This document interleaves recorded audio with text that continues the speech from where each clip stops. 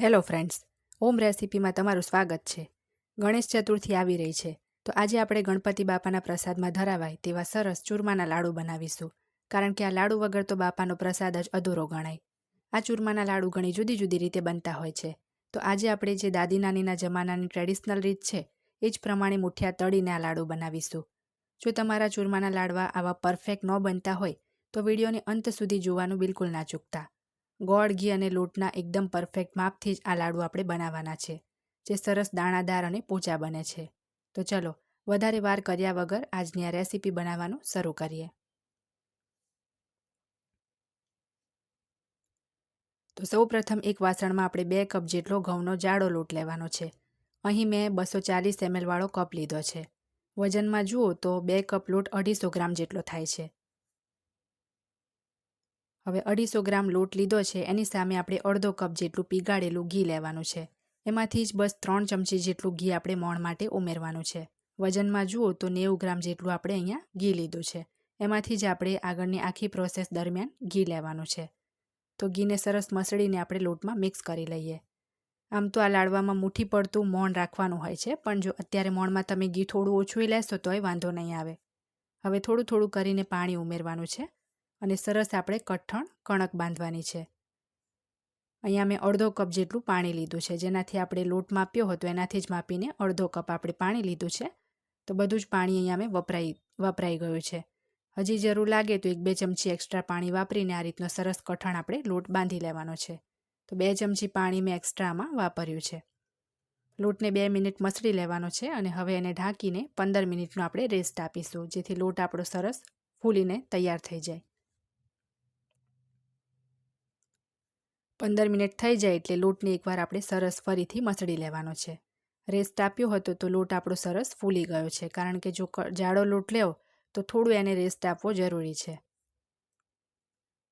હવે આમાંથી આપણે મુઠિયા બનાવવાના છે, તો આ રીતે થોડો લોટ લઈને આ રીતે હાથથી આપણે લંબગોળ શેપ આપીશું। ત્યારબાદ આપણે આંગળીથી એમાં નિશાન પાડવાના છે, જેથી તળતી વખતે મુઠિયા અંદરથી જરાય કાચા ના રહે। તો આ જ રીતે બાકીના બધા જ મુઠિયા આપણે બનાવી લઈશું। તો અહીંયા સરસ મુઠિયા મેં બનાવી લીધા છે અને ગેસ પર તેલ ગરમ કરવા મેં મૂકી દીધું છે। તો તેલ ગરમ થઈ જાય એટલે આપણે એની અંદર એક પછી એક બધા જ મુઠિયા ઉમેરી દઈશું અને તેલનું ટેમ્પરેચર પણ તમે જુઓ કે એકદમ મીડિયમ ગરમ છે। આ રીતે મુઠિયા ઉમેરો ને બસ થોડા થોડા બબલ્સ આવે એટલું જ તેલ ગરમ રાખવાનું છે, નહીં તો જો તેલ વધારે ગરમ થઈ ગયું તો મુઠિયા ઉપરથી લાલ થઈ જશે અને અંદરથી કાચા રહી જશે। તો બધા જ મુઠિયા એક જ વારમાં અહીંયા મેં તેલમાં ઉમેરી દીધા છે। હવે સરસ આપણે આ રીતે ઝારાથી ફેરવીને ધીમા તાપે 14થી 15 મિનિટ એને તળાવા દઈશું। શરૂઆતમાં ગેસ એકદમ ધીમો રાખવાનો છે। 6 થી 7 મિનિટ થાય એટલે એકવાર મુઠિયાને આ રીતે આપણે ઝારાથી ફેરવી લઈશું અને હજી આ મુઠિયા કાચા છે તો 6-7 મિનિટ એને મીડિયમ ફ્લેમ કરીને હવે ગોલ્ડન થાય ત્યાં સુધી તળાવા દઈશું। ગેસ હવે ધીમો રાખવાની જરૂર નથી, ગેસ થોડો મીડિયમ રાખી શકાય। તો પૂરી 15 મિનિટ તળ્યા પછી મુઠિયા આપણા સરસ ગોલ્ડન થઈ ગયા છે। તો આ રીતનો એક મોટો ઝારો લઈને એને એક ટીસ્યુ પર આપણે લઈ લઈશું। આ મુઠિયાને હવે આપણે થોડા ઠંડા થવા દેવાના છે, કારણ કે અત્યારે આ મુઠિયા એકદમ ગરમ છે।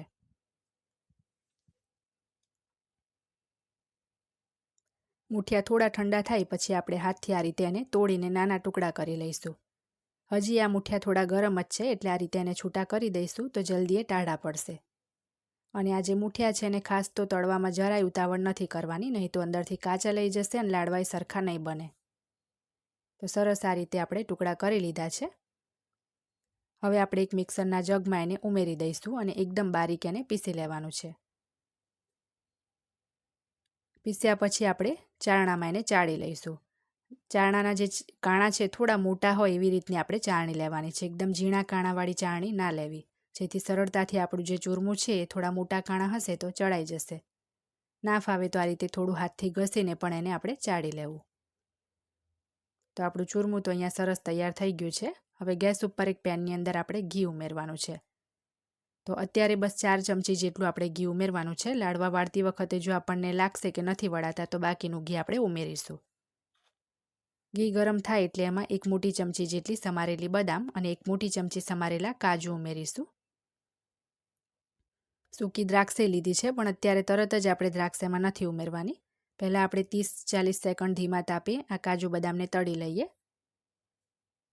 30 સેકન્ડ થાય એટલે હવે એમાં આપણે સૂકી દ્રાક્ષ ઉમેરી દઈશું. 2 ચમચી અહીંયા સૂકી દ્રાક્ષ લીધી છે અને દ્રાક્ષ જે છે એને આપણે વધારે ફૂલવા નથી દેવાની, એટલે ઉમેરીને તરત જ આપણે એમાં કોપરાનું છીણ ઉમેરીશું.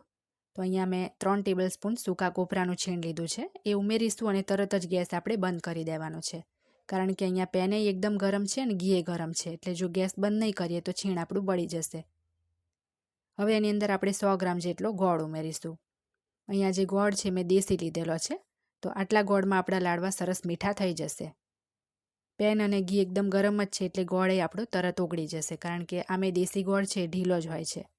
ક્યારે લાડુ બનાવો ત્યારે ગોળને ચડવા નથી દેવાનો, નહીં તો એનો પાયો થઈ જશે અને લાડવા કઠણ બનશે. તો આ રીતનો સરસ ગોળ ઓગળી જાય એટલે તરત જ આ જે મિશ્રણ છે એને આપણે ચૂરમાની અંદર ઉમેરી દેવાનું છે.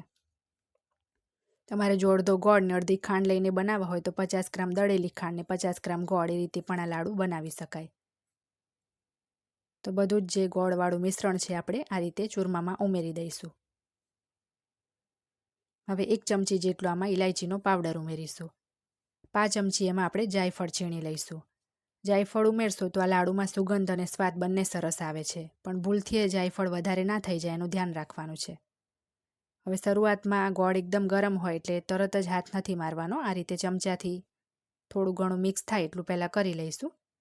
લાગે કે ઠંડુ થઈ ગયું છે તો આપણે સરસ એને હાથથી જ મસળીને મિક્સ કરવાનું છે. અહીંયા સરસ મેં મસળીને બધું જ મિક્સ કરી લીધું છે. હવે આમાંથી લાડુ વાળી જોવાના છે કે વળે છે કે નહીં. મુઠિયા તળીને આમે આપણે લાડવા બનાવીએ તો ઘી આમે એમાં ઓછું જ લાગે છે, વધારે ઘીની જરૂર નથી પડતી. તો અહીંયા લાડુ તો વળતો હતો પણ થોડું ક્રેક જેવું પડતું હતું, મતલબ કે તૂટી જતું હતું, એટલે 1-2 ચમચી આપણે આમાં ઘી જરૂર લાગે છે, તો 2 ચમચી ઘી ઉમેરી દઈએ. તો આટલા લાડુ બનાવવામાં અડધો કપ ઘી લીધું હતું, 90 ગ્રામ જેટલું, એ બધું જ ઘી નથી વપરાણું.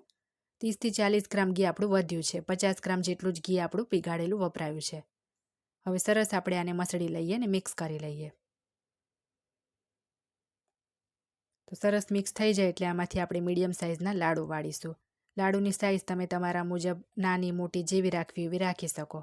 વળાઈ જાય એટલે આ રીતે 2 હાથથી એને પરફેક્ટ ગોળ શેપ આપી દેવાનો છે. તો જુઓ આપણો એકદમ સરસ લાડુ તૈયાર થયો છે. આ રીતે લાડુ તૈયાર થાય એટલે થોડી ખસખસ લઈને આ રીતે એમાં એને રગદોળી લેવાનો છે. ખસખસ ના હોય તોય વાંધો નહીં. તો આ જ રીતે બધા જ લાડુ આપણે તૈયાર કરી લેવાના છે. 250 ગ્રામ આપણે લોટ લીધો હતો, એમાંથી 100 ગ્રામ ગોળ ને 50 ગ્રામ ઘી વપરાયું છે અને એમાંથી 10થી 15 જેટલા લાડુ આપણા 10થી 11 જેટલા લાડુ તૈયાર થાય છે. આ જે ચૂરમાના લાડુ છે એના વગર તો બાપાનો પ્રસાદ જ અધૂરો ગણાય છે. તો આજની આ રેસીપી જો તમને ગમી હોય તો તમે પણ આ લાડુ ચોક્કસ બનાવજો. ચેનલને સબસ્ક્રાઇબ કરી બાજુમાં આપેલા બેલ બટનને પ્રેસ કરવાનું